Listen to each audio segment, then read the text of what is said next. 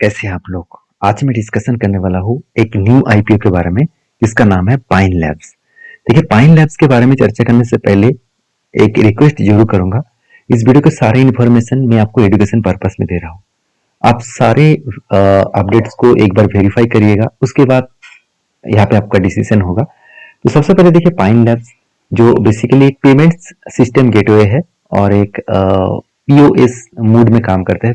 POS मतलब है point of sale. Point of sale मतलब किसी भी दुकान में जाते हैं, वो प्रोडक्ट आप खरीदते हैं तो इंस्टेंट आपको एक बिल दिया जाता है, तो उसको पॉइंट ऑफ सेल कहा जाता है। तो उस प्लेटफॉर्म के ऊपर कंपनी काम करते है, जैसे यूपीआई हो गया, वॉलेट हो गया। इससे देखिए ऑनलाइन पेमेंट्स के ऊपर कंपनी काम कर रहा है। साथ ही साथ कंपनी, आप देख सकते हैं, इन स्टोर पेमेंट मतलब किसी भी स्टोर में जाकर पेमेंट करते हैं, उस कैटेगरीज में भी काम करते हैं।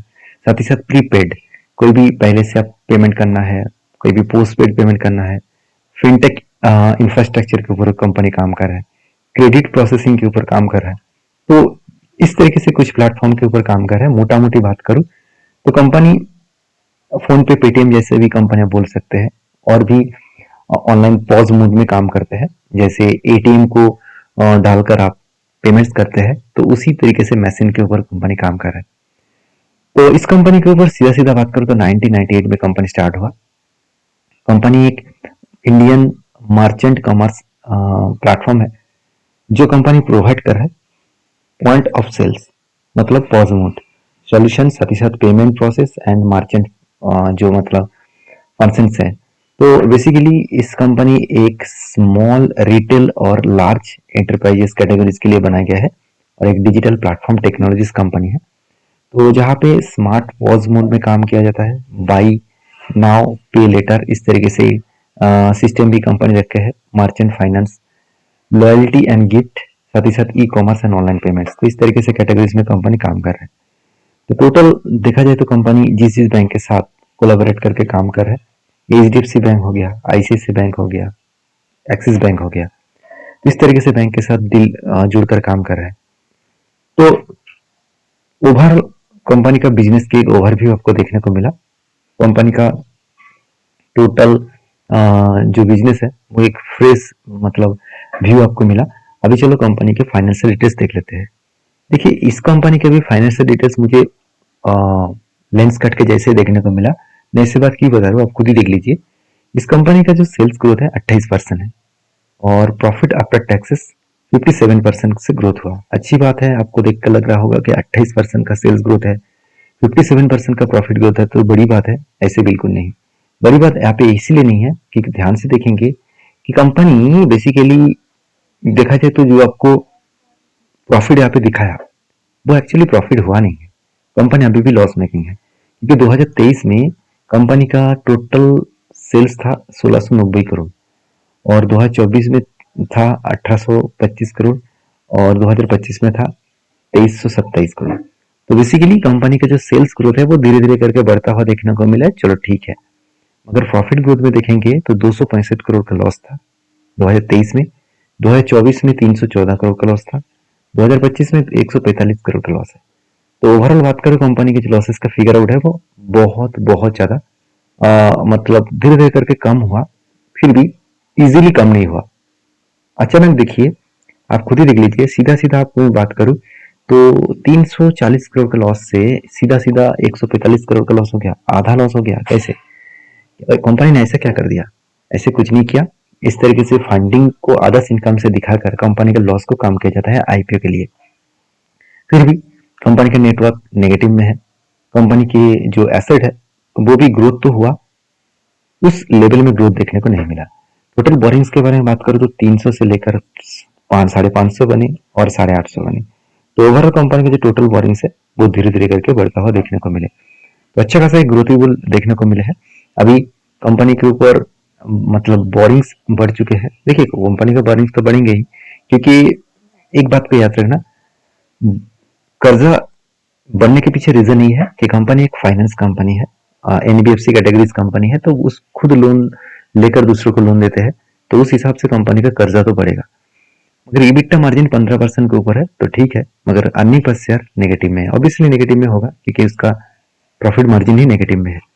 तो चलो अभी इस कंपनी को कंपेयर करके देख लेते हैं कि इस फील्ड में बाकी कंपनीज क्या कर रहे हैं। देखिए इस फील्ड में जो बाकी कंपनीज है तो उसका हालत इससे कई गुना ज़्यादा बेहतर है।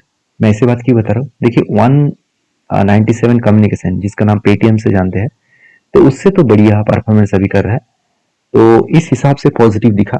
मगर बाकी जो कंपनी है, जैसे आप देख सकते हैं Jagle prepaid ocean services limited, earning per share करीबन ₹7 के आसपास, मगर अदाइन एनवी 3000 रुपीज के आसपास अर्निंग पर शेयर देखने को मिला। स्पॉटिफाई 133, ब्लॉक एनसी 399 एंड मार्कुटा जो 4.2। तो ओवरऑल बात करूँ तो कंपनीज के जो फिगर आउट है वो बहुत खराब है। खराब मतलब बाकी कंपनी से बहुत कम है, और पेटीएम के हिसाब से देखा जाए तो ठीक है। और पी रेशियो के बारे में बात करूँ तो कंपनी को तो पी रेशियो पे देखने को नहीं मिला, तो फिर भी मुझे पी रेशियो तो अभी यहाँ पे बाकी कंपनीज का पी रेशियो तो थोड़ा सा किसी का कम है, किसी का बहुत ज़्यादा है, और पेटीएम का तो नेगेटिव में है। तो इसका पी रेशियो क्या देखने को मिला, तो यहाँ पे मुझे पी रेशियो देखने को नहीं मिला है, तो वैल्यूएशन थोड़ा सा हाइक है, इस बात को समझ लीजिए। अभी कंपनी मार्केट से क्यों पैसा उठा रहा है उसके बारे में बात करूँ, कंपनी बता रहा है खुद के जो कर्जा है उसको मिटाने के लिए 530 करोड़ को यूज करेंगे। इसका मतलब जो कर्जा यहाँ पे देखने को मिला है 829 करोड़, तो 530 करोड़ मिटाने के बाद 300 करोड़ कर्जा पड़ रहेंगे, तो कर्जा बहुत कम हो जाएगा, अच्छी बात है। दूसरी बात, कंपनी बता रहा है कि इन्वेस्टमेंट ऑफ जो इसका सब्सिडरीज कंपनी है, उस सब्सिडरीज सिंगापुर बेसिस कंपनी है, उस कंपनी के ऊपर 60 करोड़ इन्वेस्ट करेगा। तीसरी बात, यहाँ पे इन्वेस्टमेंट आईटी एसेट जो basically expenditure towards cloud infrastructure जो 760 करोड़ आपको यहाँ पे देखने को मिला है, वो इन्वेस्ट करेगा।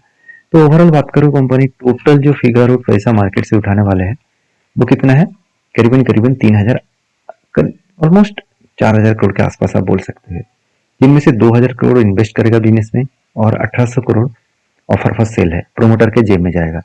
तो अच्छी बात यह है कि ज्यादा पैसा वो बिजनेस में इन्वेस्ट कर रहा है, और मतलब ओवरऑल 50-50% पैसा बिजनेस के ऊपर, और साथ ही साथ आप देखेंगे कि बिजनेस के साथ साथ खुद के जो प्रोमोटर है उसके जेब में भी जाएगा। तो ओवरऑल बात करूं तो कंपनीज के ऊपर फेस वैल्यू एक के हिसाब से 210 से लेकर 221 तक, 210 से लेकर 221 तक पर शेयर में आपको यहाँ पे आपको प्राइस रखा गया है 67 शेयर के हिसाब से, जो कुल मिलाकर लागत होता है एक लॉट के लिए 14,800 रुपीज। तो इस आईपीओ को अप्लाई करने के लिए आपको जो डेट दिया गया है 7 तारीख से लेकर 11 तारीख, इस डेट के अंदर आपको अप्लाई करने का मौका दिया गया है। और साथ ही साथ टेंटेटिव जो अलॉटमेंट है वो 12 तारीख आपको रखा गया है, और जिसका जो डेट है लास्ट डेट है आप देखेंगे तो 14 तारीख। तो ओवरऑल इस कंपनी के ऊपर डेटा पॉइंट ऑफ बेसिस में बात करूं तो कंपनी के ऊपर जो डेटा है उस डेटा के हिसाब से बात करूं तो कंपनी की आईपीओ का जो ओपनिंग डेट है एंड क्लोजिंग डेट और बाकी जो डेट है वो आपको मेंशन किया गया है। अभी देखिए सारे पॉइंट्स मैं आपके साथ शेयर किया, तो मुझे इस कंपनी के ऊपर जो डेटाबेस है वो उतना खास नहीं लगा, फिर भी कुछ पॉइंट खास लगा, जैसे सेल्स का ग्रोथ अच्छा है, तो फ्यूचर में अच्छा खासा ग्रोथ कर सकते हैं क्योंकि पेटीएम से भी अच्छा परफॉर्मेंस कंपनी कर रहा है। तो बाकी इसका ग्रे मार्केट पे हम देखें तो ग्रे मार्केट पे उतना खास नहीं है, तो मैं पहले ही बता चुका हूँ, मुझे इस कंपनी के ऊपर डेटा पॉइंट उतना खास नहीं लगा, तो 9 साढ़े 10% के आसपास इसका ग्रे मार्केट पे देखने को मिला है। तो मैं आपको हमेशा बताता हूँ कि हमेशा किसी भी कंपनी को काम करने से पहले मैं लास्ट डे तक वेट करता हूँ। लास्ट डे में एक वीडियो आपको साथ जरूर शेयर करूंगा और मैं बताऊंगा इस कंपनी का परफॉर्मेंस क्या हो सकता है। बाकी आपकी क्या राय है जरूर कमेंट्स करना, वीडियो अच्छा लगे तो लाइक करना। Thank you.